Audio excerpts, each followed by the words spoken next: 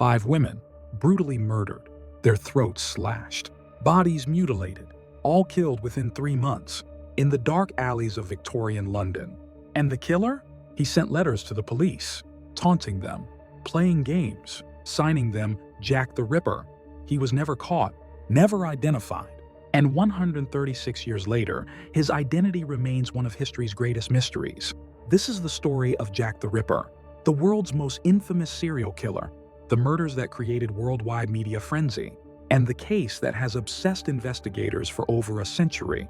This is Dark True Crime, where we investigate the mysteries that haunted generations. Hit subscribe because this story defined true crime forever. August 31, 1888, Whitechapel, London, the East End. A neighborhood of poverty, crime, desperation, overcrowded slums, dark alleys, fog-filled streets. This is where London's poorest live, where prostitutes work the streets, where violence is common. But what's about to happen will shock even this hardened neighborhood. Around 3:40 a.m., a police officer walks his beat down Bucks Row, a narrow street, poorly lit. He notices something on the ground. At first he thinks it's a tarpaulin, canvas abandoned in the street. But as he gets closer, he realizes it's a woman lying on her back. Her throat has been cut so deeply that her head is nearly severed. Her abdomen has been ripped open, intestines exposed.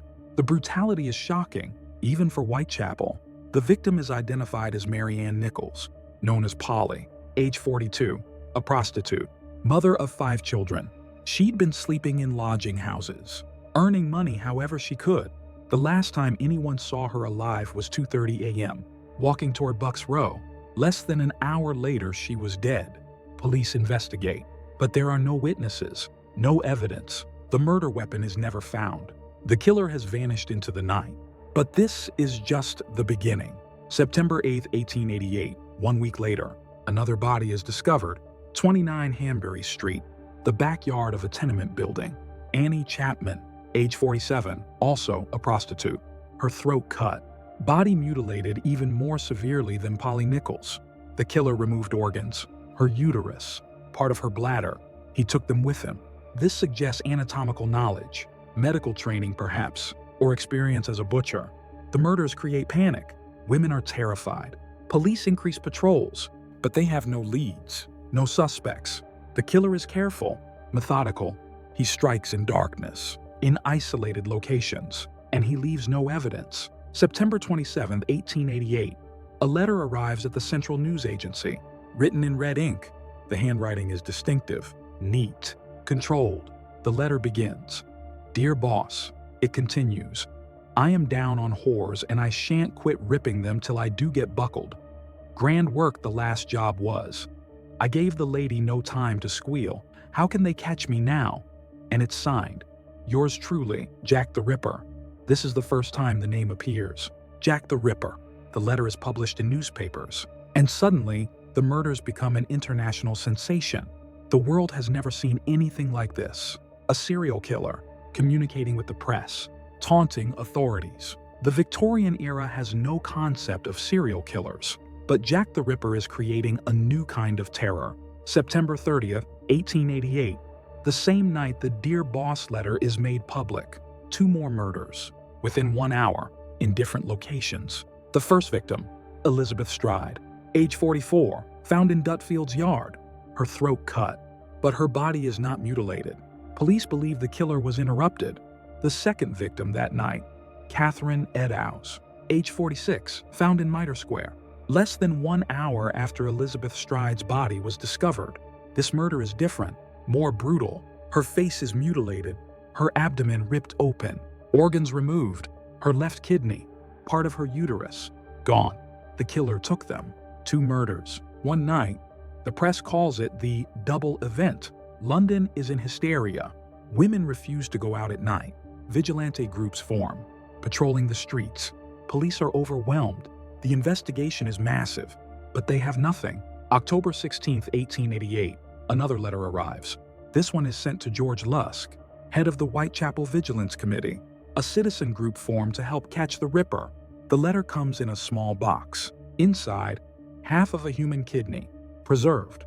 The letter reads, "From hell. Mr. Lusk, I send you half the kidney I took from one woman. T'other piece I fried and ate it was very knees. Is this real?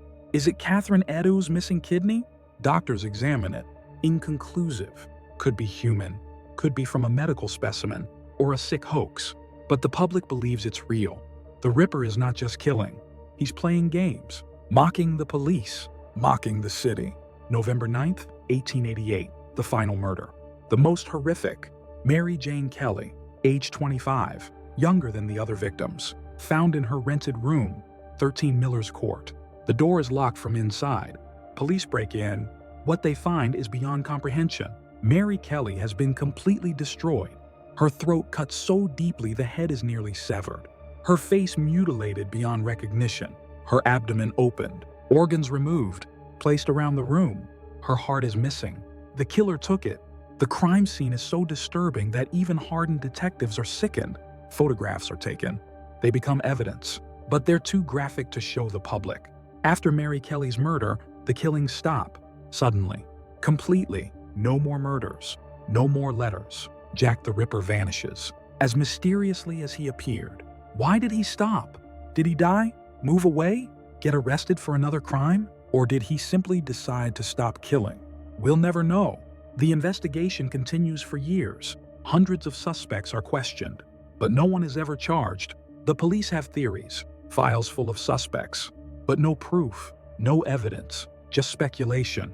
The most famous suspects include Montague Druitt, a barrister and teacher, found drowned in the Thames in December 1888, 1 month after the final murder. Some believe he committed suicide out of guilt. Aaron Kosminski, a Polish immigrant, living in Whitechapel. He was committed to an asylum in 1891. Police suspected him, but never had proof. In 2014, DNA analysis claimed to link him to one victim's shawl, but the science was disputed. Michael Ostrog, a Russian criminal and con artist, known to police, violent, but no solid evidence connecting him to the murders. Dr. Francis Tumblety, an American quack doctor, in London during the murders, fled to America after being questioned. Some investigators believed he was the Ripper, Prince Albert Victor, the Queen's grandson. A wild theory, popular but unfounded. The royal conspiracy. There's no credible evidence, just sensational speculation. Walter Sickert, a painter, obsessed with the Ripper case. Crime novelist Patricia Cornwell spent millions trying to prove he was the killer.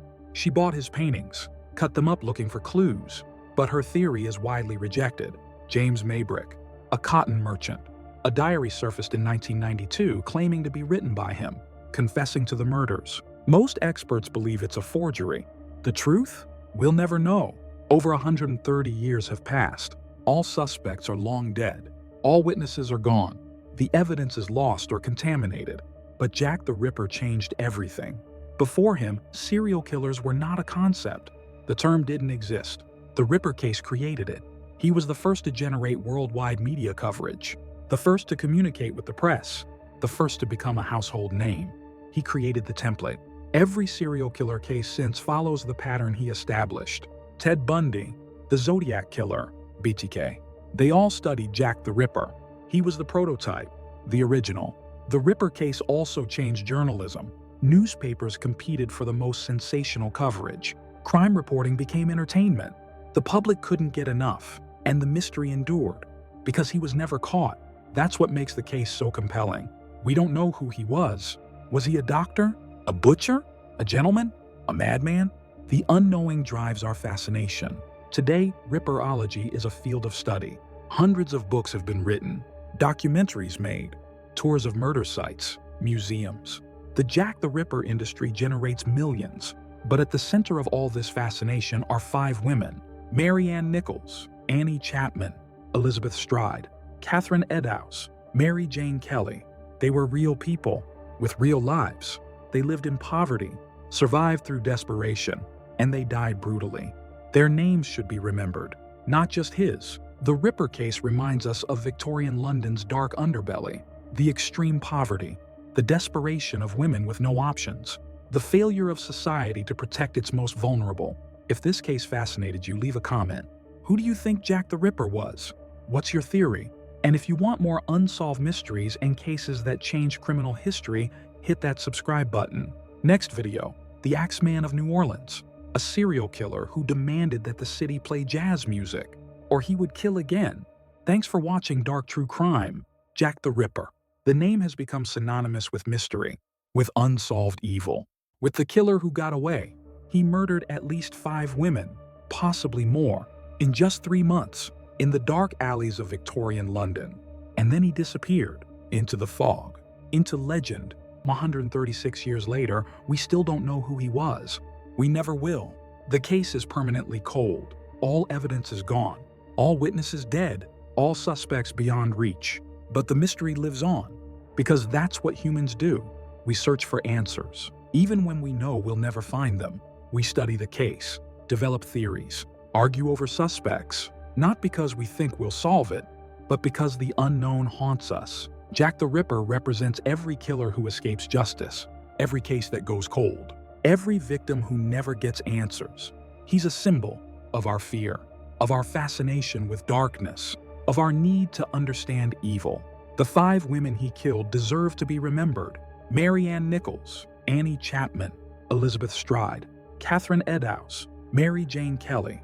They were mothers, daughters, sisters, human beings, not just victims, not just props in a famous mystery, real women with real lives that were stolen. The Ripper case changed criminal investigation, changed journalism, changed how we think about serial killers. It created an industry, a legend, a cultural phenomenon. But we should never forget, 5 women died, brutally, alone, in the dark, and their killer walked free.